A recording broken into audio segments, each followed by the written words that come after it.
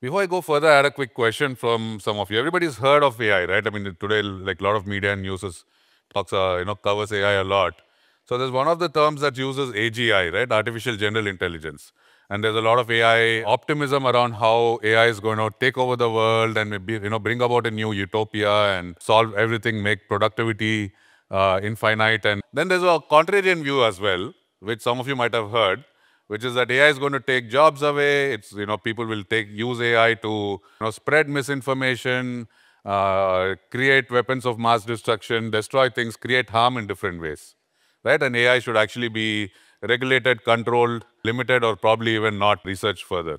We work in the space of AI from a very unique and a slightly different angle. We like to call it the working class of AI, right? Here's one of my favorite quotes that I like in the space, which is any sufficiently advanced technology is indistinguishable from magic. So there's something called the hype cycle, which is plotted on a curve like this with expectations on the y-axis and time on the x-axis. It typically starts off with something called an innovation trigger, where something new comes into being. There's an incredible increase in the expectations of what that innovation will mean or deliver for us. And it reaches a peak called the peak of inflated expectations. And many times those expectations are far ahead of what reality is or what capabilities the innovation is actually capable of. And oftentimes that peak is followed by a trough of disillusionment, right? Where, you suddenly now everybody says, okay, whatever that new shiny thing was is not shiny anymore. It's not a real thing. And they go away from that. And then gradually, for those that are genuine innovations, object of innovation goes through the trajectory of insight, reaching a plateau of productivity. Many innovations can be plotted on this curve, right? The last couple of decades, internet, mobile, these are technologies and innovations that have changed things. Electric cars are probably going through that right now, right? As we speak, there is a boom of expectation from electric cars. Suddenly, electric cars are not as interesting as they were a year or so back. We'll see how that plays out. This iteration of the hype cycle started off about 2.5, 3 years ago when ChatGPT came out, right? And that was kind of this big aha moment when suddenly everybody said, hey, AI has gotten sentience, it's gotten conscience, it's become conscious. I don't know, I mean, you guys can tell me, but I think we are a little bit past that right now. But there's still a very high expectation of what AI is going to deliver and what the capabilities are. And at least what we believe is relative to what its capabilities are. The work that we do also gives us reason to believe that there is going to be a trajectory of insight and a plateau of productivity that we will navigate to.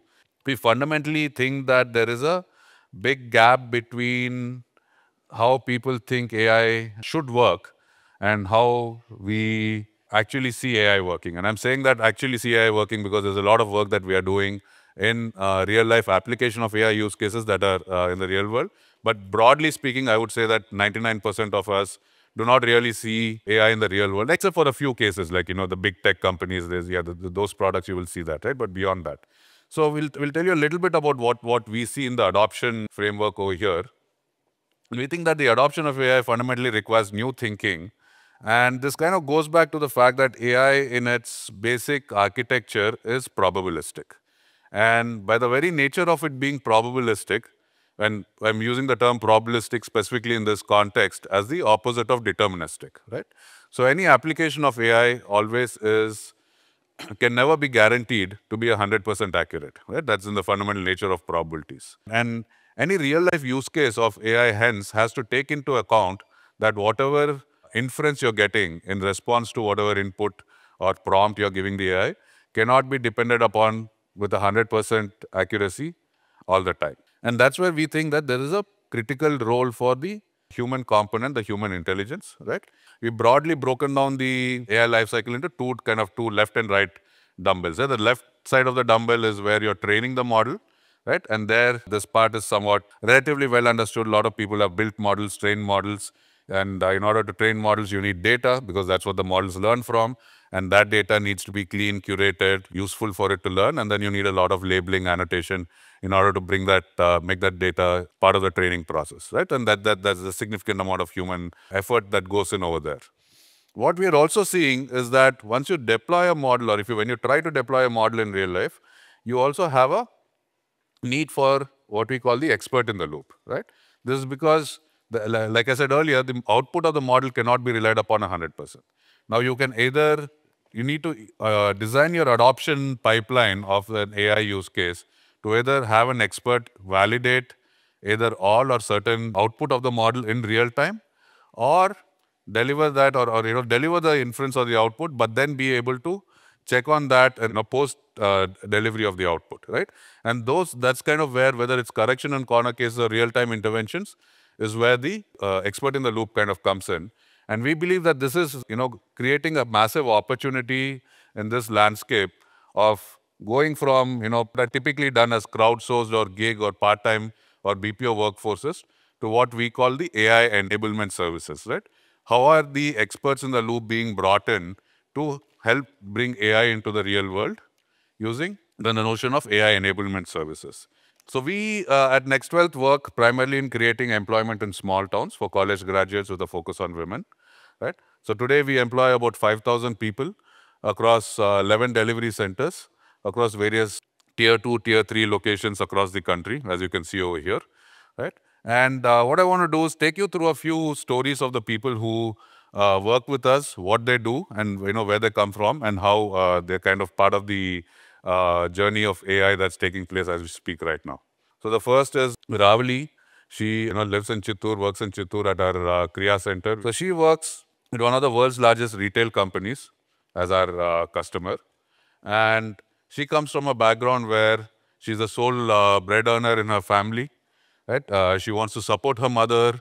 But what she does is she's essentially a cataloging expert, right? So she's an expert in the fashion category merchandise, and she helps the world's largest retailer, who's a customer of ours, make better cataloging decisions on their e-commerce marketplace catalog, making sure that customers are searching for product, find the right product, and that intelligence or expertise that she has developed over the time working with us is helping ensure that the models that the e-commerce algorithms use are being, are doing the right thing that's needed.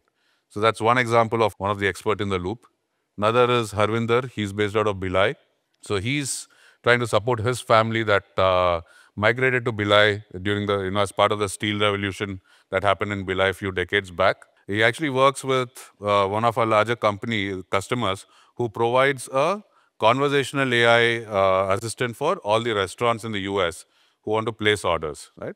And he's helping make sure that the conversational generative AI chatbot that is taking customers' orders is in fact capturing the right orders, is not making any mistakes, and ensuring that the right product gets delivered to the customers. So he's effectively functioning, playing the role of someone who would be, say, if any of you have used a drive-through restaurant and tried to place an order, there's usually a human on the other side. No, that human has been replaced by AI, but that AI is now being trained by our associates who are sitting and doing this work out of Bhilai. Point that I would leave you all with is, while we have created about 5,000 jobs, we think that the opportunity over here is really for tens of millions of jobs that will get created over the next decade. We think this opportunity is really important for people to look at, understand, and research, and hopefully do something about, because it helps not only in bringing AI more into the real world in terms of adoption, but probably more practically, it helps in creating employment at large scale in India, and especially in the lesser known cities of India, where there's a whole need for employment. So with that, thank you very much.